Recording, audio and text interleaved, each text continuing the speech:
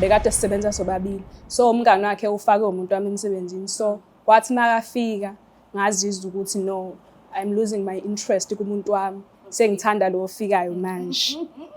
So into eyenza ukuthi umuntu wami ngilose interest kuyena ukuthi since kwafika lo uyena lo onginakayo lo ofikayo.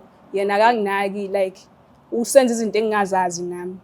So lo ofike manje uyena onginika indawo yami kuyena. So nami ngifuna ukumnika indawo yakhe kumina.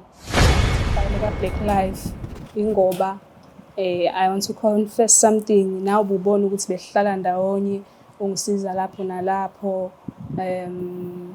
Umuntu wami bengasahlala naye isikhathi eside bese ngihlala nawe. So I had a feeling ukuthi ngiyakuthanda ke manje. Like ngalahlekelwa uthando lomuntu wami ngenxa ukuthi sekufike wena. Ngicela ukubuza ukuthi wena uthini ngalento engishoyo kodwa ngiyavuma yabo umhle yonke into nje nawe uyazibona mfethu yabo ngalendlela ubona ngayo baba yabo nami benginawo ukubona ngayo kodwa manje ngicinge yimena ukuthi akufanelanga nicinge lento endiyicingayo nje ngoba umngane wetshomi yami so angikwazi ukwenza into ebuhlungu kanje kuba nimthathele intombi yakhe ngingumngane wakhe after ixesha elingaka sentsho angavelane nje igxothi nasemsebenzini because nguye lo ebenizamele lo msebenzi. Kusho ukuthi uphelelwa ama-feelings kodwa usafuna ukuqhubeka uthanda naye? Angiphelele but ngisangaqhubeka ngithandane naye but maye promise ukuthi lokho abekwenza ekuqaleni uzoqhubeka nakho hayi lokho akwenza manje ukuthi akanginike isikhathi sami akangenzeli lutho.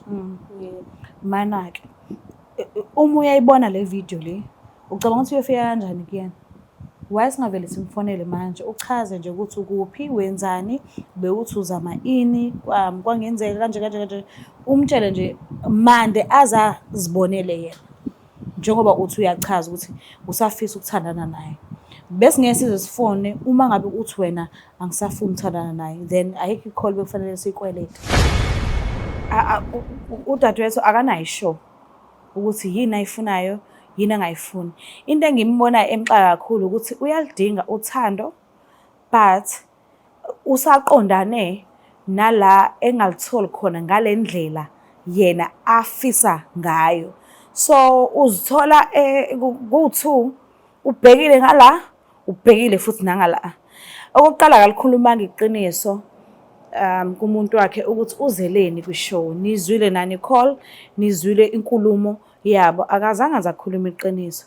And enginovalo lwakho yilokho ukuthi umuntu wakhe mhla kwenzeka abona le video le mhlambe uyokwenza izinto eziningi ezwrong ezwa umuntu wakhe encenga umngani wakhe ukuthi ufuna ukuthi babe ndawonye kwezothando. So into engiyibambayo la eyokuthi yes uyalidinga uthando kodwa abantu abamnikeza lona noma umuntu amnikeza lona alifiki la ecabanga ukuthi mhlambe lumenele yena indlela angakhona. Nomuntu obese uyamcela uthando naye nje ube kwacaca nje kwasobala ukuthi ngeke yena azakwazi ubetray umngane wakhe. So wabona ukuthi okay akusenzekanga ngala so akazama ukuqinisa la nanenkulumo yabo ayihlangananga akakuvezanga okuyiqiniso. So angazi ngisazoke ngithola ithuba naye off camera ke ngikhulume nje naye ngizwe ukuthi yini inkinga kahle kahle but ikhona into engekho right.